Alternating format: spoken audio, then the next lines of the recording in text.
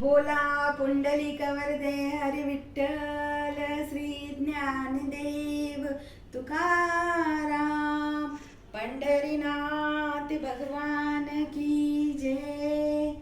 रामकृष्ण हरी. मी मनीषा संदीप भुदडा, राहणार माजलगाव, शिवाजीनगर, जिल्हा बीड. आज मी वारीचे महत्त्व सांगणार आहे. महाराष्ट्राची भूमी म्हणजे संतांची भूमी आहे. या भूमीत जन्मलेल्या संतांनी माणसाला जगण्याचा खरा अर्थ सांगितला. त्यापैकीच एक म्हणजे वारकरी संप्रदाय. तर वारकरी म्हणजे कोण? वारकरी म्हणजे वारी करणारा. जो वारी करतो त्याला वारकरी असे म्हणतात. तर या वारकरी संप्रदायाची सुरुवात इसवी सन 1290 मध्ये संत ज्ञानेश्वरापासून सुरुवात झाली. त्यानंतर संत नामदेव, संत एकनाथ, संत तुकाराम महाराज यांनी या वटवृक्षाला आणखीनही वाढवले. त्यानंतर त्यांनी या संप्रदायाला भक्ती हीच खरी शक्ती आहे हा संदेश दिला होता.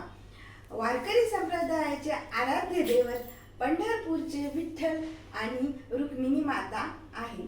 वारकरी संप्रदायाचे महत्वामध्ये सांस्कृतिक महत्व आणि आध्यात्मिक महत्व याला सुद्धा जपले जाते. तर वारकरी संप्रदायाचे आध्यात्मिक महत्व म्हणजे काय? तर आध्यात्मिक महत्व म्हणजे केवळ आणि केवळ नामस्मरण. नामस्मरणामुळे आणि मुखी जप यामुळे माणसाचे ताणतणाव हे कमी होऊन मन शांत होते. आषाढी आणि कार्तिकी एकादशीला महाराष्ट्राच्या कानाकोपऱ्यातून लाखो भाविक आणि वारकरी पंढरपूरला पायी दिंडीने येतात. तर वारीमध्ये टाळ, विणा, मृदंग, फुगड्या, भजन, अभंग, डोक्यावर तुळस अशा नाना प्रकारामुळे वारीमध्ये वातावरण हे पूर्ण भक्तिमय होऊन झालेले असते. वारी जात असताना संत ज्ञानेश्वर, संत तुकाराम महाराज यांचे अभंग ऐकायला मिळतात. त्यातूनच जीवनाचे खरे धडे माणूस शिकतो. तसेच वारी चालत असताना सतत होणारा विठ्ठल विठ्ठल नामाचा गजर मनाला एक वेगळ्याच प्रकारची सात्विक ऊर्जा देऊन जात असते.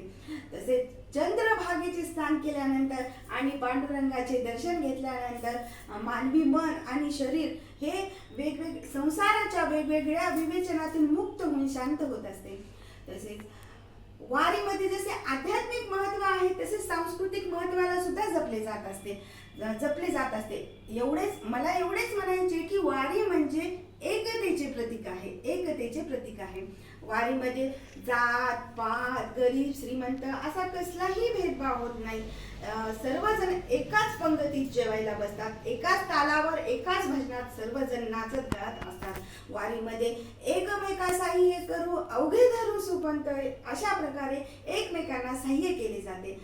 पाणी, अन्न, औषधे, वेगवेगळ्या प्रकारची सहाय्यता ही वारीत दिसून येते. त्यामुळे आपली ही भारतीय संस्कृती वारीमध्ये दिसून येते. पण वारी म्हणजे काय? तर नुसते पंढरपूरला जाणे नाही, तर वारीमध्ये माणूस म्हणून कसा जगणे हे आपल्याला वारीमध्ये शिकायला मिळेल. मी एवढेच म्हणेन की वारी म्हणजे जीवनशाळा आहे. वारी म्हणजे जीवनशाळा आहे. तुकाराम महाराजांनी अनेक अभंग लिहिले होते. त्यापैकी एक गाजलेला छोटा अभंग मी तुम्हाला येथे म्हणणार आहे. जे का रंजले गाजले त्यासी मने जो आपुले, तोची साधू वळखावा देव तेची जाणावा. तुका म्हणे त्याच्या ठाई मस्तक ठेवावे पायी.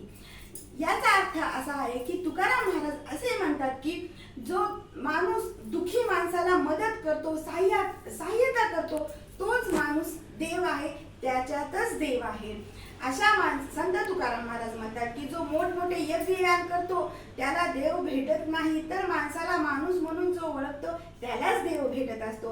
अशा माणसाच्या पायावर आपण मस्तक ठेवले पाहिजे. रामकृष्ण हरी. रामकृष्ण हरी.